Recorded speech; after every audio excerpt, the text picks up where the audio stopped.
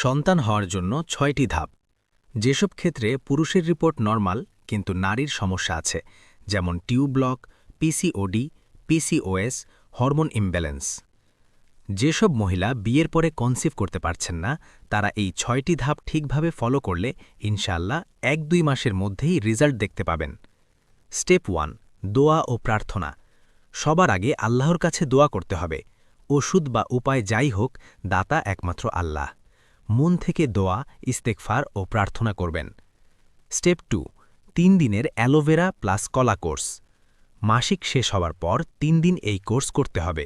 যেমন মাসিক যদি ১ তারিখে শেষ হয়, তবে ২, ৩ ও ৪ তারিখ এই ৩ দিন সকালে খালি পেটে তাজা অ্যালোভেরা পাতা কাটা ছেটে পরিষ্কার করে ভালো করে চাটনি বা পেস্ট বানাতে হবে।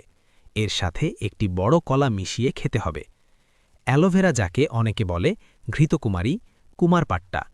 উপকারিতা: শরীরের অতিরিক্ত গরম কমায়, হরমোন ব্যালেন্স করে, পিসিওডি, পিসিওএস, টিউব ব্লকেজে সহায়ক, কনসিভ করতে সাহায্য করে। স্টেপ 3, শরীর ঠান্ডা রাখা বা কোল্ড ডায়েট। শরীরের হিট কমানো খুব জরুরি। প্রতিদিন খেতে হবে ডাবের পানি দিনে 2 বার, সকাল ও রাত, দুধ, ঘি, কমলা, ছানা, দই। এগুলো হিট কমায়। যেগুলো এড়িয়ে চলবেন: হিট আইটেমস, কাঁচামরিচ, অতিরিক্ত ঝাল, বেশি মশলা, গরম খাবার। লাল শুকনো মরিচ চলতে পারে, কিন্তু কাঁচামরিচ না।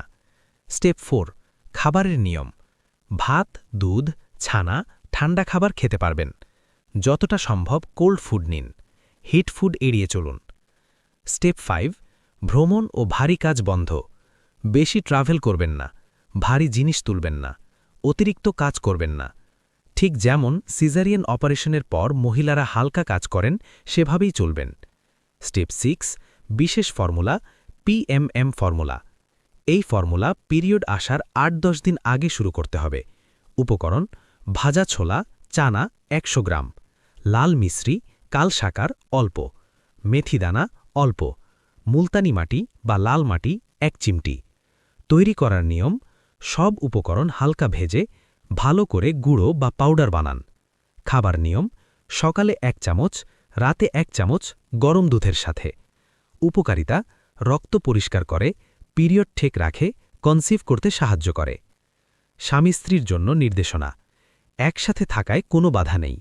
স্বামীকে ভালো খাবার দিন, ড্রাই ফ্রুটস, জুস, ভালো পুষ্টিকর খাবার দিন। ননভেজ চললে খেতে পারেন। শেষ কথা: এই 6টি স্টেপ ঠিকভাবে ফলো করলে ইনশাআল্লাহ 1 মাসের মধ্যেই প্রেগন্যান্সি টেস্টে